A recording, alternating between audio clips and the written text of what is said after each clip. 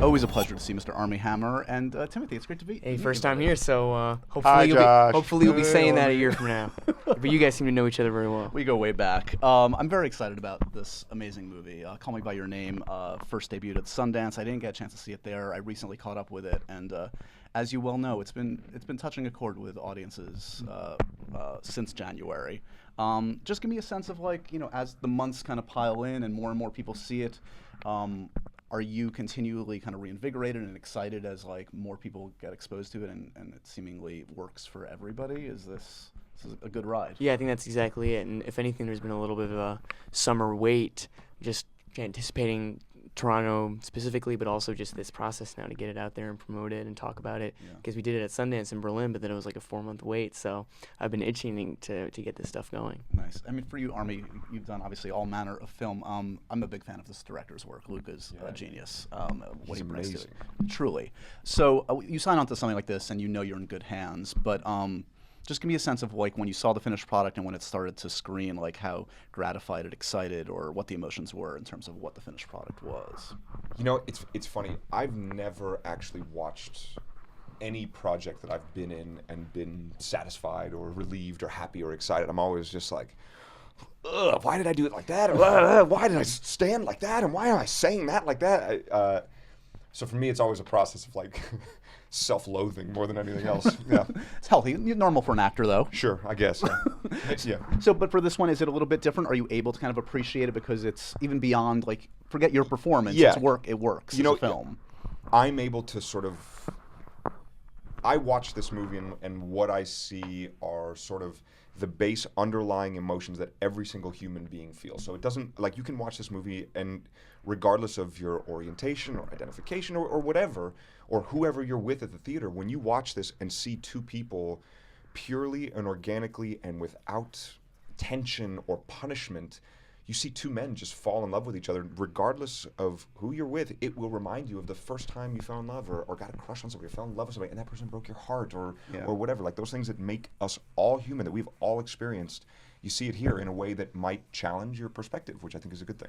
And I think one of the powers of it, I think you hit the nail on the head in terms of the universality of it and how it's going to work for every kind of audience. But I think there's also, like, excitement around the fact that, I mean, it'll be lumped in a good way, I think, in some ways, to Moonlight, which also kind of captured, like, a story that we don't necessarily see on film. We've seen dozens and hundreds of hetero love stories well told over the years.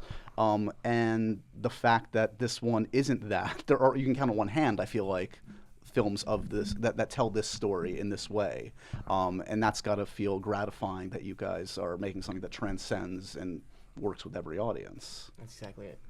I also think that there's a great element of this movie where no one pays for being gay. There's no punishment. Nobody gets sick. Nobody has a wife that they have to tell. There's no family drama. There's nothing like that. It's just two people who expose themselves and make themselves vulnerable to someone else, and that person receives it and does the same, and it's just a beautiful thing to watch happen. What resonated with you the first time you read the script? Reading it, well, I'd been desiring a sexual scene with a fruit in a movie for some time. It's a bucket list for any I actor, read it, right? and I thought, oh, this is it. Okay, all right, I found it. No, but you'd kept suggesting it on set, like, what if we just add this in? Well, thankfully there was a book, so it was already in the book. But no, it was just the opportunity to play a role that's complex and meaty at a young age.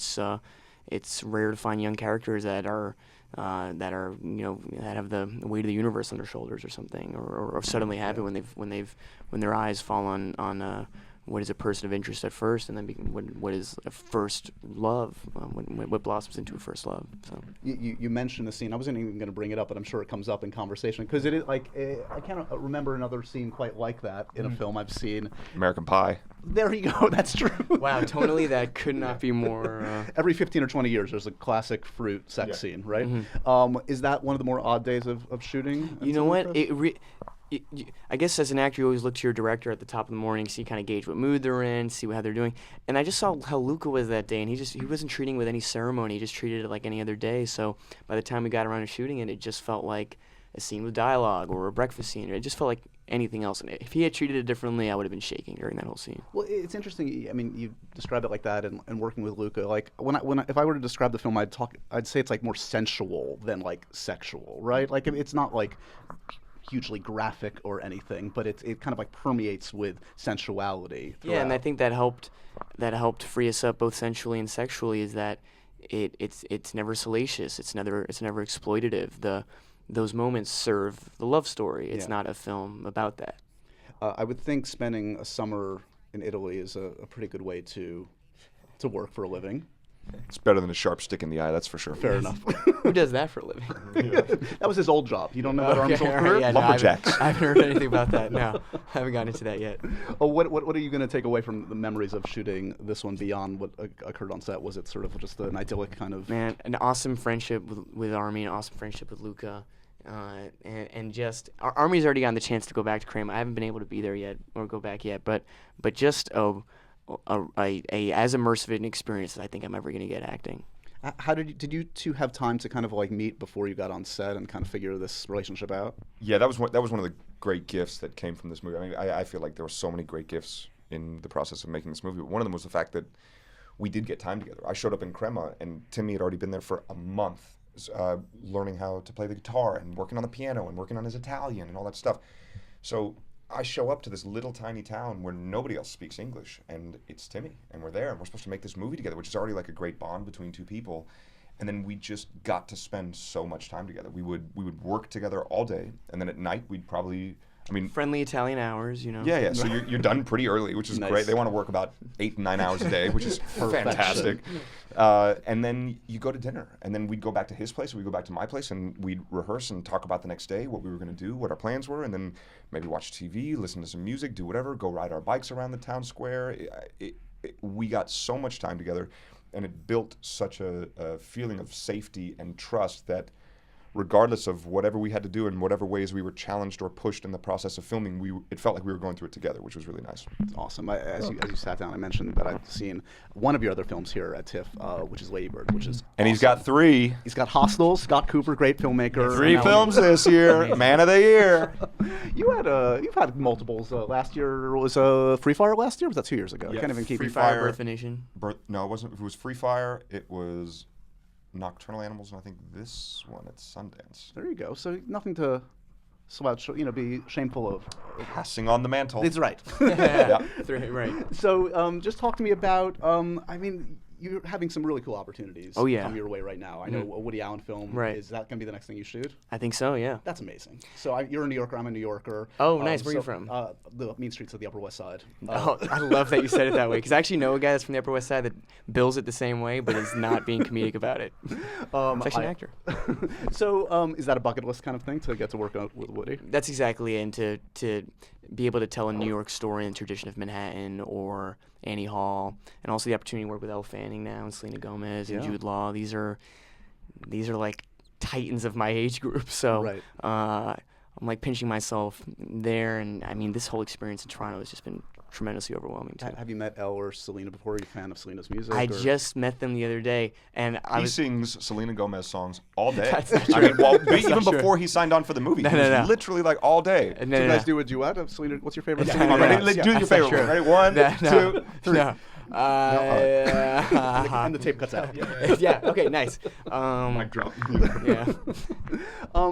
For you, Armie, I mean, I'm continually impressed and excited by the kind of the choices that you've made in your career, especially, I mean, in recent years. Like, you look like a superhero, like kind of like, and you could kind of do like the boring leading man kind of stuff, and you continually work with like these unusual, interesting kind of filmmakers.